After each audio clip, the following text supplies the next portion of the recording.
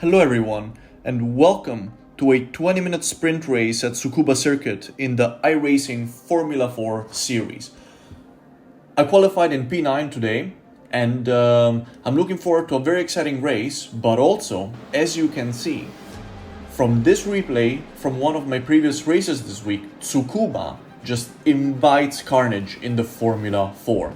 This is turn 4, which on the first and on the second lap can be deadly with drivers just falling off the track left and right.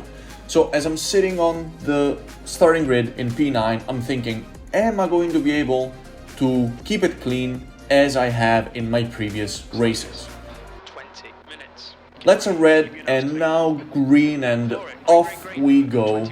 I immediately off the bat try to move on to the right side of the track as I am trying to claim the inside line in turn 1, and we manage, tucking in right behind Kai Tucker to get through unscathed. And as we're approaching turn 4, I am peeled, looking forward, Still there. trying to avoid any sort of carnage. Still there. We get side to side with Durbin. On your left. At the end of turn 5 there, we just have to let him through because there's not enough space for two cars to go fast around that corner.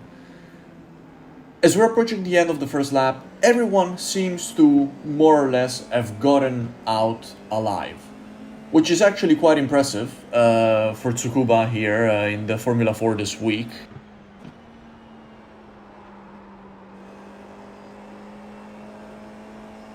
But it is not over. As we're about to start the second lap with so many cars bunched together, things can still happen. We're notified of a slow car in turn 1. The track looks here, they're there on the right, and we managed to get past unscathed once again. Turn 4, Durbin is 0.7 seconds ahead, plenty of space to see if anybody spins, and nobody does. And we just keep going. In the meantime, behind there is a spin with Saido losing his car and losing positions. The person behind us now is on Rubia, and he is 1.5 seconds ahead.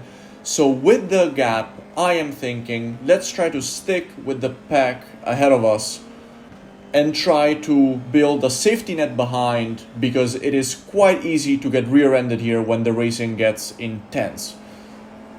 Start of the third lap, we're closing in on Durbin. We had a really good exit. Let's see if we can make a move here. And yet again, another car spins right ahead of us. This time it doesn't manage to leave the track. It's Lopez, but he stands still and there's no real damage yet as we head into turn 4.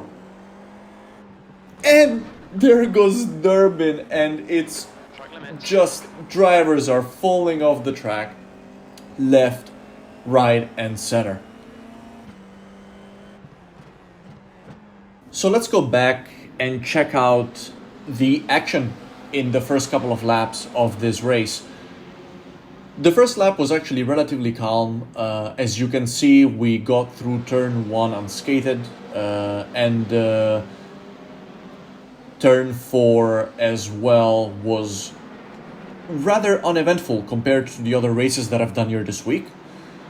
This is when we got side to side with Durbin, and we had to let him through. I really just wanted to give him a lot of space because it's a bit dangerous there for two cars to go through quickly. So yeah, there was a lot of respect in this race. Everyone gave each other quite a bit of space, and most of the mistakes were self-inflicted. So that's also a very nice thing to see in iRacing for sure. But here we go as the second lap started, and this is where things started happening.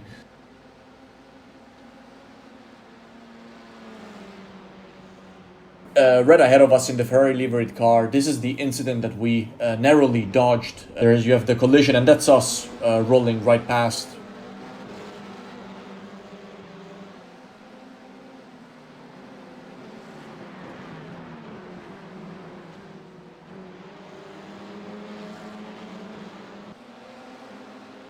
And there was a spin right behind us at the exit of turn 5. The IRO4 does like to lose the rear under braking, especially in mid-speed corners, I find. At least on the fixed setup, that is.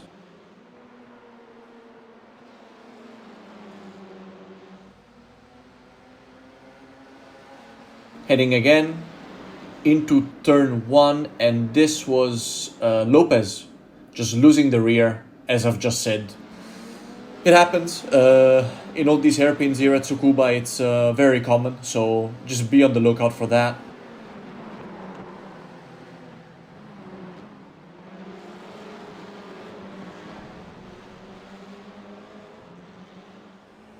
And we're back with the live action. We're in P6, it's lap 6, and we're chasing Tucker in P5. We're half a second behind, 53.5. heading into turn 4.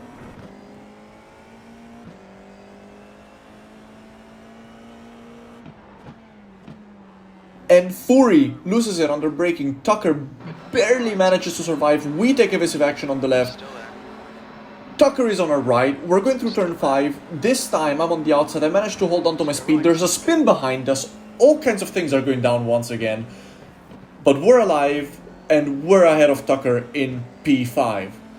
And at this point, my goal is looking at the gap right ahead, which is 4 seconds to Meyer in P3, and just trying to slim that gap as much as possible. It's still a long race ahead.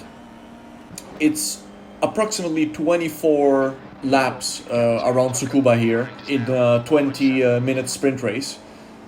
So, time to go into chase mode and try to catch up with the top 3.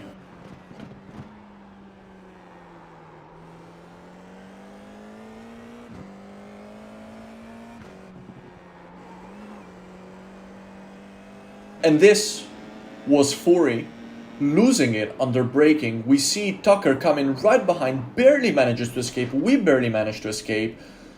And then this was the side-by-side through turn 5. Again, just giving each other plenty of space, loss of respect. Car behind, spinning away and right behind Tucker. And yet again, another test of our reflexes and of our crash avoidance skills. And we're back with the live action. 9th lap. We're almost 10 seconds behind Charlotte Gilbert in P1, 4 seconds behind P2, and 3.5 seconds behind P3, and I'm just still trying to tighten the gap as much as possible. We go around turn 4, locking up the front left, and we're notified of a car stranded on the left side of the track, and this was Meyer in P3, putting a wheel outside the track, spinning 180 degrees, pointing the wrong way, safely rejoining the track, but off we go, riding into the sunset in P3.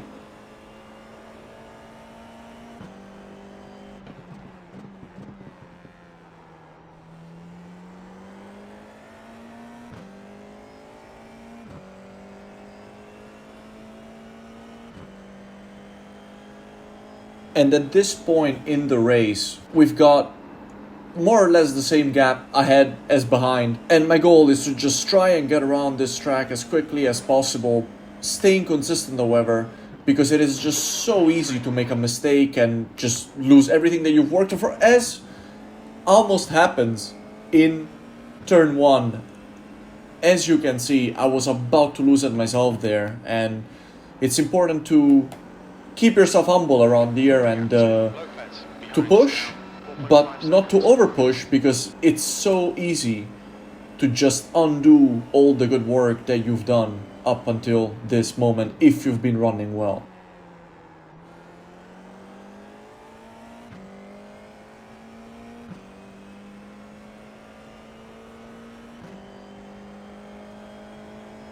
And we fast forward to lap 17. The past 7 laps were very consistent. As you can see, I managed to increase the gap to Lopez behind to 5.5 seconds. But Puras up ahead is still 4.5 seconds ahead, more or less. Unfortunately, our speeds are pegged and we've barely been able to catch up. But this is him up ahead into turn 8, making a mistake and almost coming to a standstill, which for us behind means that we've automatically gained 2 whole seconds on him, which is what I was hoping for by running consistently, to be able to get close enough to capitalize on any mistakes that he would make. And that's him up ahead, getting around turn 9. There's a back marker in between us, which can make things more challenging for us to get close.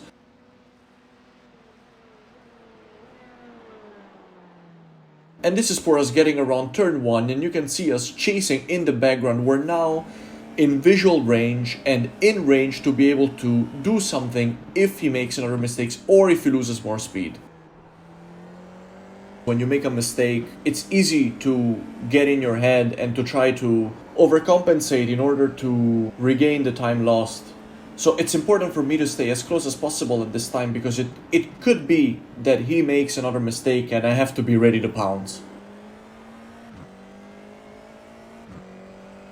The gap in front is now 2.4.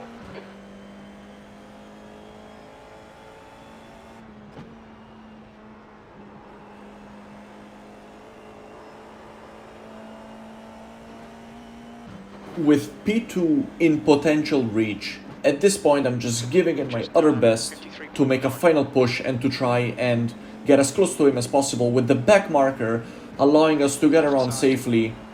Clear left.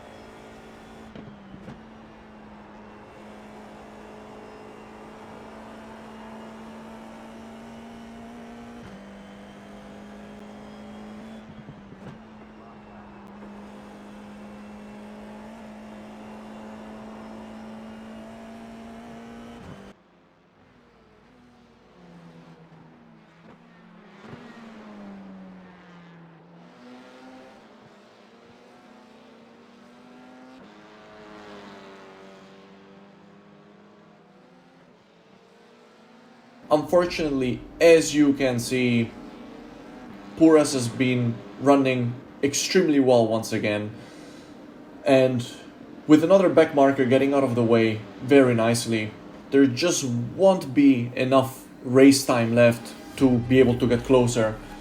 So as we're approaching the final turn of the race, we will be going home today in P3, which is an excellent result given that we've started in P9 here at Tsukuba in the iRacing F4 series.